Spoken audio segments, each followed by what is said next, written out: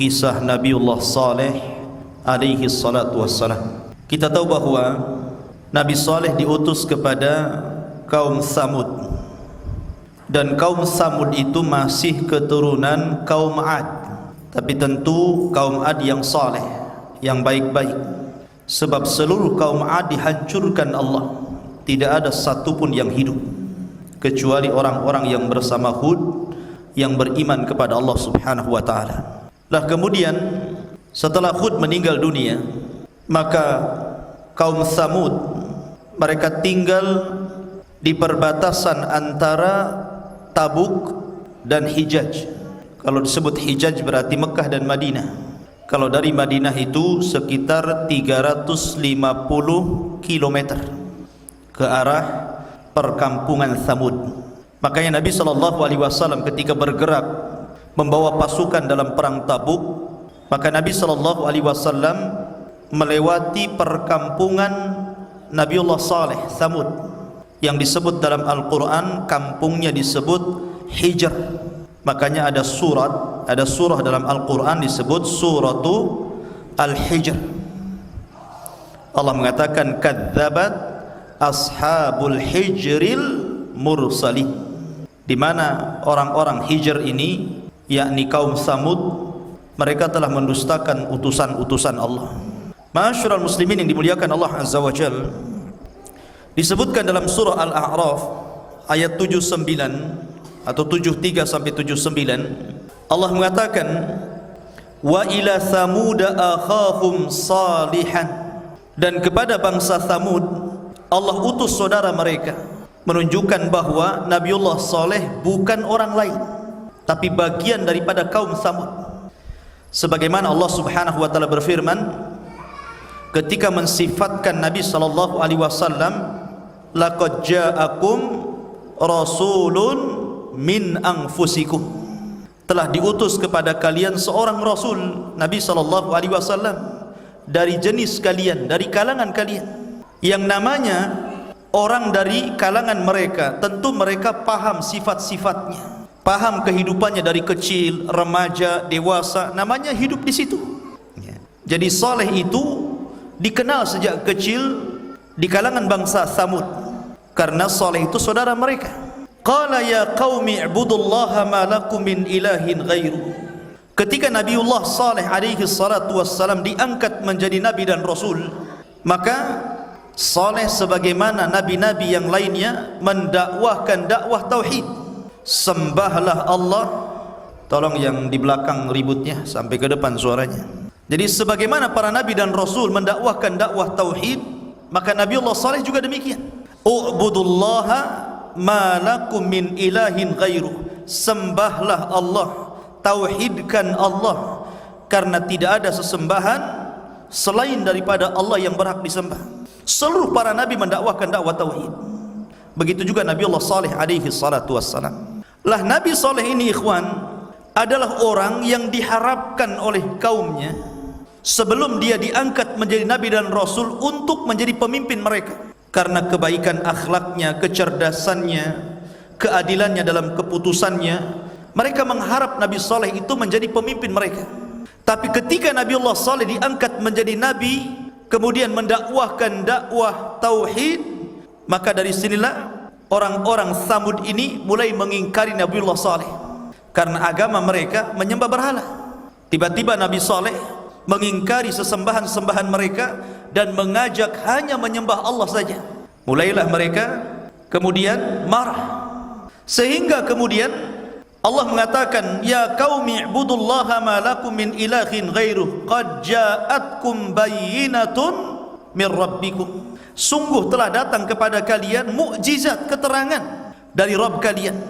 Sebagaimana di zaman Nabi SAW, ikhwan, Nabi itu selalu dituntut mendatangkan keanehan. Ketika orang-orang Quraisy tidak percaya dengan dakwah Rasul, mereka mengatakan, kalau engkau memang seorang Nabi dan Rasul, tampakkan mukjizatmu. Maka kemudian Nabi SAW berdoa kepada Allah dan menunjuk bulan.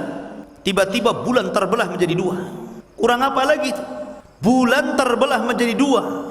Lebih hebat dibandingkan Musa alaihi salatu wassalam yang hanya membelah lautan. Tapi apa jawaban orang-orang musyrik yang tadinya mereka mengatakan kalau engkau tampakkan keajaibanmu kami beriman, tiba-tiba setelah ditampakkan mereka mengatakan zahara sihru Muhammad. Lihat, sihirnya Muhammad telah tampak katanya. Kurang ajar enggak? Mereka mengatakan kalau engkau menampakkan keanehan kami beriman. Sudah dikasih keanehan malah mengatakan zahara sihru Muhammad, telah tampak sihirnya Muhammad. Lah begitu juga orang-orang Tsamud. Mereka mengatakan kepada Nabi Allah Saleh alaihi salatu wassalam, kalau engkau seorang nabi, tunjukkan mujizatmu. Maka Nabi Saleh mengatakan, taib, apa yang kalian kehendaki? Ditawarkan. Kata kaumnya, keluarkan dari batu ini unta. Kemudian bukan unta saja, bukan satu unta, tapi unta dengan anaknya. Jadi keluar induknya dan anaknya sekalian dari batu. Maka Nabi Saleh mengatakan, taib, kalau seandainya aku kabulkan permintaan kalian, aku keluarkan unta dari bebatuan ini, apakah kalian akan beriman kepada aku? Serentak mengatakan, ya, kami akan beriman. Maka Nabi Saleh salat 2 rakaat, kemudian memohon kepada Allah Subhanahu wa ta'ala. Tiba-tiba keluar dari batu itu unta yang sangat besar, kemudian diikuti anaknya dari belakang. Luar biasa. Tapi apa yang terjadi dengan kaum Saleh? Mereka sudah berjanji itu, kalau Nabi Allah Saleh berhasil mengeluarkan unta dan juga anaknya, mereka akan beriman. Justru jumhur, sebagian besar di antara mereka mengingkari, dan hanya sedikit yang beriman dari kalangan orang-orang lemah.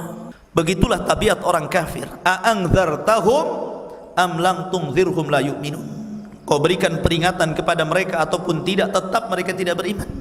Seperti kisah di zaman Rasul, seorang pegulat Arab hebat namanya Rukanah. Rukanah ini selalu ikut adu tanding, dan itu budayanya orang-orang Quraisy. Bergulat itu sudah budaya mereka. Dan pegulat hebat yang dibanggakan orang Quraisy itu namanya Rukanah. Nabi masyhur tentang nama Rukanah itu. Suatu ketika Rasul sedang naik unta, ketemu dengan Rukanah di tengah jalan. Tidak ada orang, Rasul dan Rukanah saja. Kata Nabi SAW, ya Rukanah, aku tahu engkau pegulat hebat. Bagaimana kalau ku tantang dirimu? Kata Rukanah, baik, kalau seandainya aku bisa mengalahkan wahai Muhammad, apa imbalannya? Kata Nabi SAW, ambil unta yang kutunggangi ini. Tapi kalau seandainya ku kalahkan dirimu wahai Rukanah, masuklah ke dalam agama. Rukanah sudah melirik unta Rasul. Unta Rasul itu unta mahal, unta merah.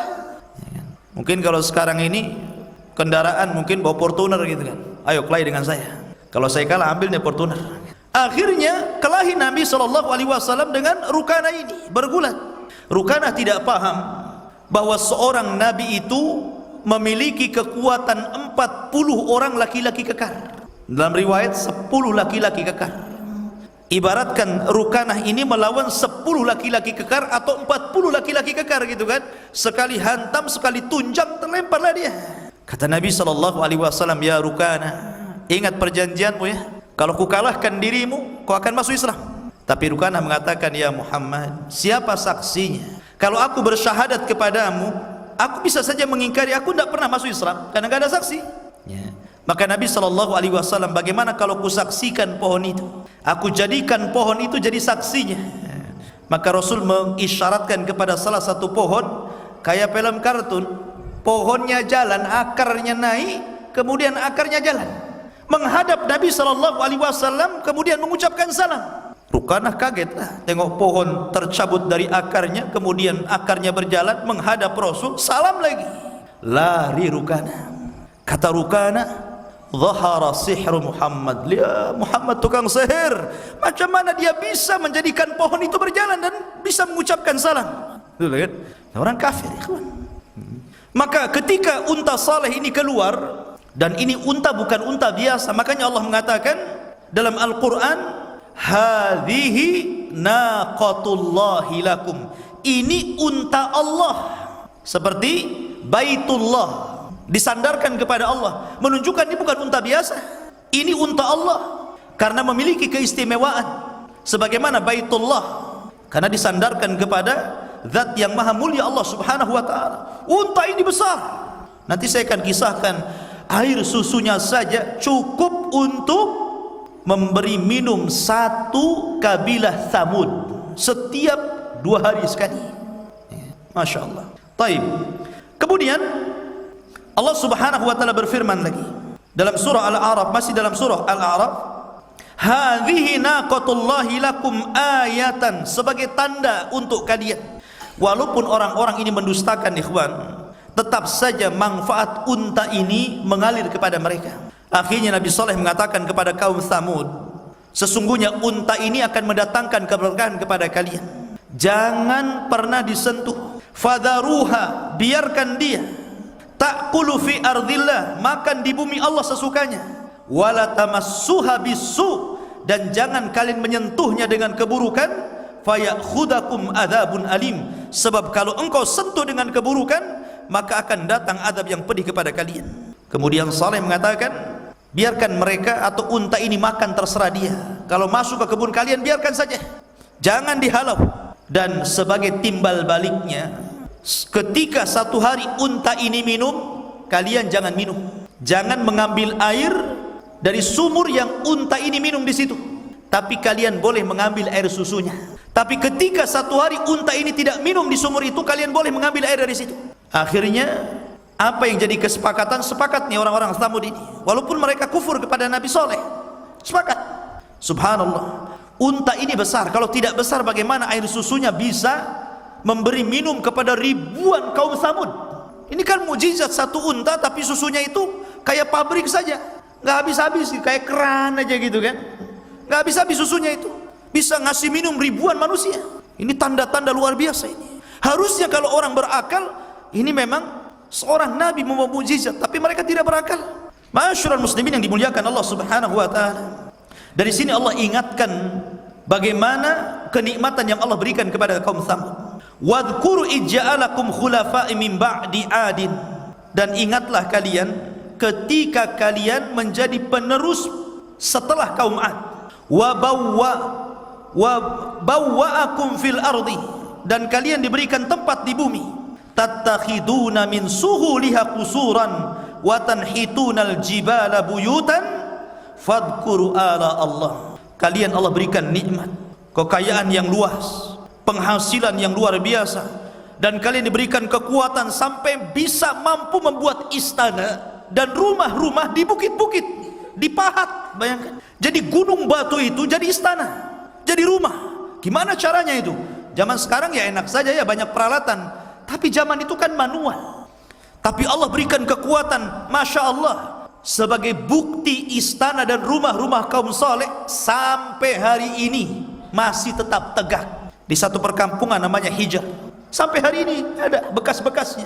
Istananya kaum Tsamud itu, rumah-rumahnya kaum Tsamud yang ada di gua-gua cantik ya, memberikan nilai seni yang luar biasa, yang tidak sanggup dibuat orang sekarang itu. Dan ini sebagai bukti Allah sisakan peninggalan mereka, kaum Tsamud ini. Kemudian Allah mengatakan, fadhkuru ala Allah, ingatlah dengan kebesaran-kebesaran Allah, wala ta'tsaw fil ardi mufsidin, dan janganlah kalian merusak di permukaan bumi. Tetapi ikhwan, ada satu kisah, lama-lama mereka jenuh, sehingga ada seseorang, ada dua orang. Yang pertama, orang ini menaksir seorang wanita yang sangat cantik, tapi wanita cantik ini sudah dipengaruhi oleh syaitan. Kata wanita ini, kau boleh menikahi aku, tapi syaratnya kepala unta saleh.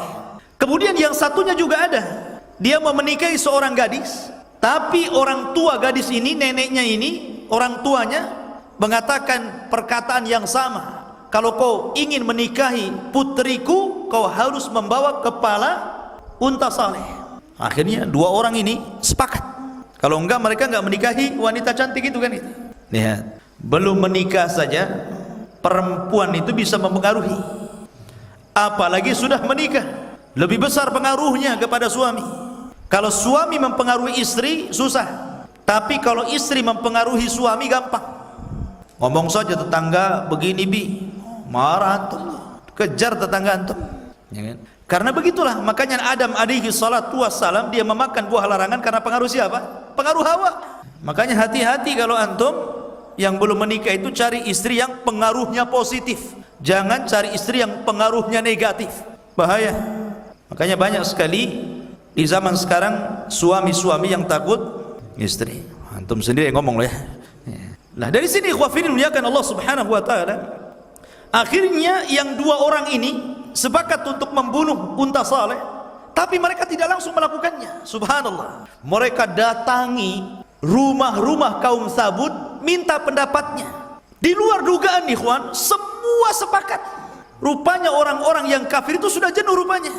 Memang mereka ingin, sudah sebel bahasa kita kepada Nabi Saleh dan ingin membunuhnya, tetapi belum ada penggeraknya. Jadi ketika ada dua orang ini menjadikan penggerak, sepakat semuanya. Makanya bahasa Al-Quran, fa'aqaruha fadzamzama alaihim rabbuhum bidzambihim ila akhiril ayat. Mereka menyembelih unta Saleh, padahal yang menyembelih dua orang kan, tapi Allah mengatakan mereka. Maknanya karena satu kampung sepakat meridhoi dua orang ini untuk membunuhnya.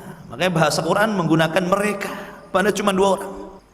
Akhirnya setelah disepakati para pembesarnya yang tidak suka dengan Nabi Saleh, bahkan seluruh kaum Tsamud kecuali orang yang beriman ikut setuju, gak apa-apa, bunuh saja. Maka mereka pun kemudian siap-siap untuk membunuh unta itu. Maka dua orang ditemani dengan orang-orang yang lain, jumlahnya 9 orang. Mereka sepakat untuk membunuh unta Saleh.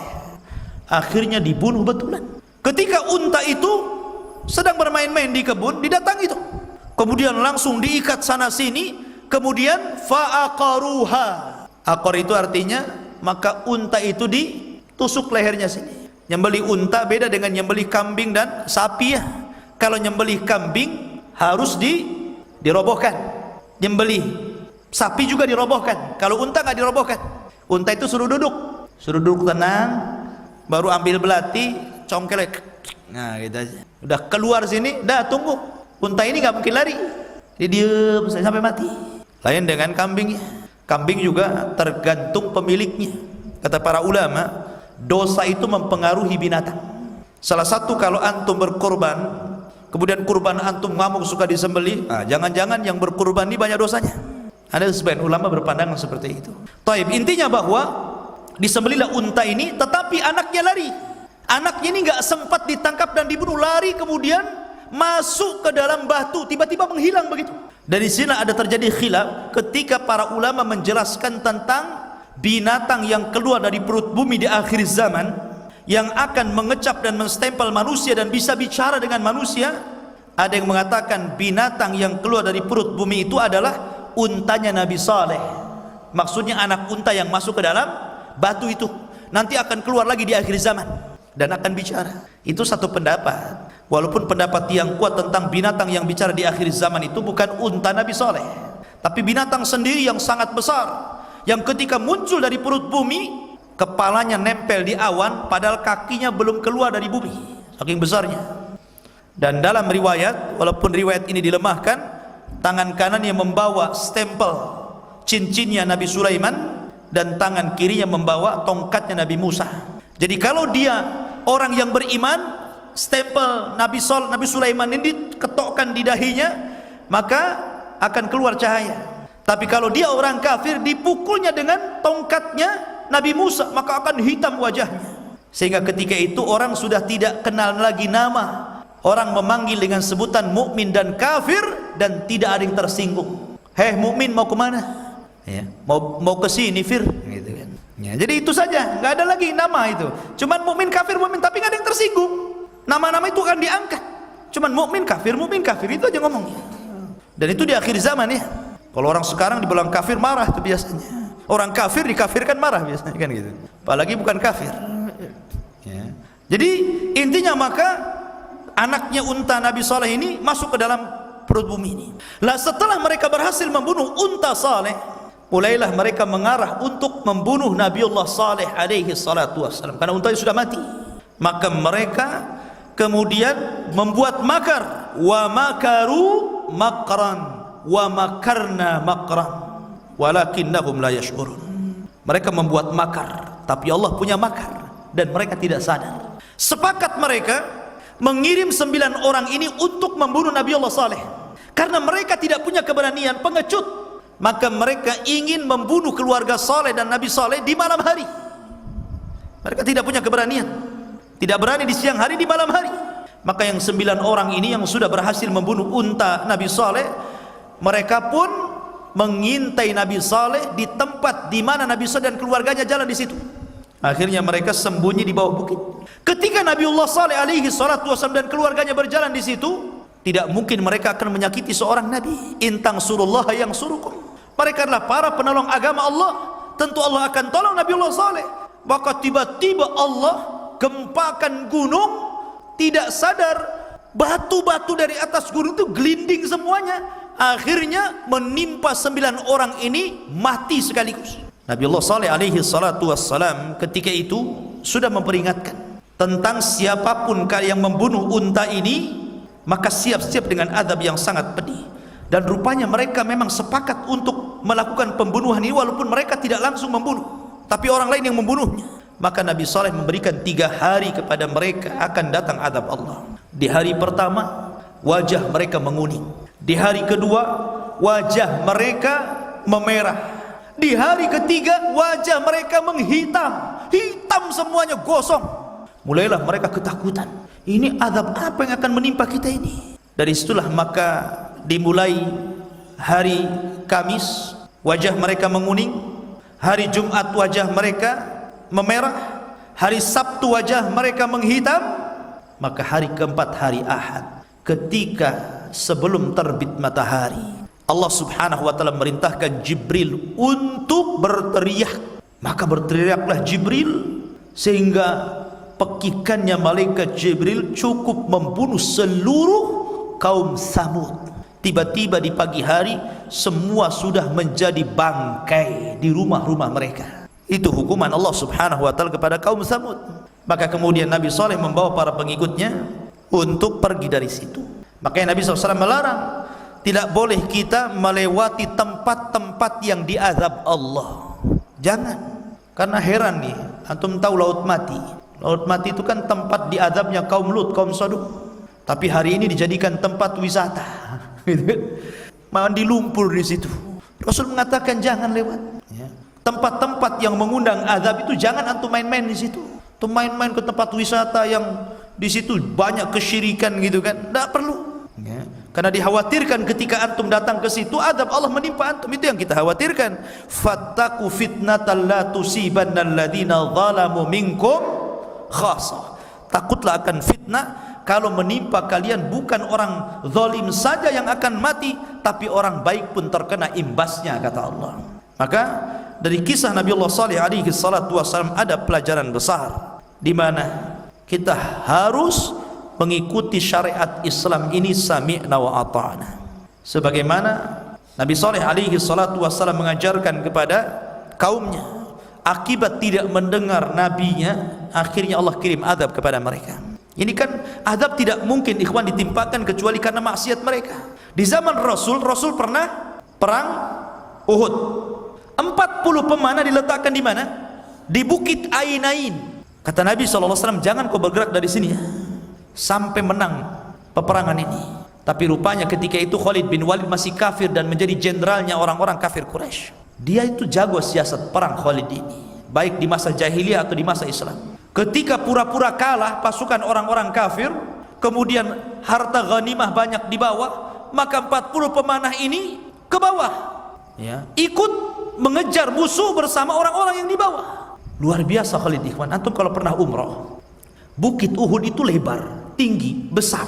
Dari Madinah nampak Bukit Uhud itu. Macam mana Khalid bisa memutar balik ya, mengelilingi gunung yang sangat besar dan panjang, kemudian bisa menempati tempat para pemanah kaum muslimin. Ini yang menjadi keajaiban luar biasa. Macam mana Khalid bisa gitu loh maksud. Kalau bukan karena kecerdasan Khalid dalam berperang. Makanya ketika zaman Abu Bakar Siddiq radhiyallahu an, resmi Khalid diangkat jadi Kapolri.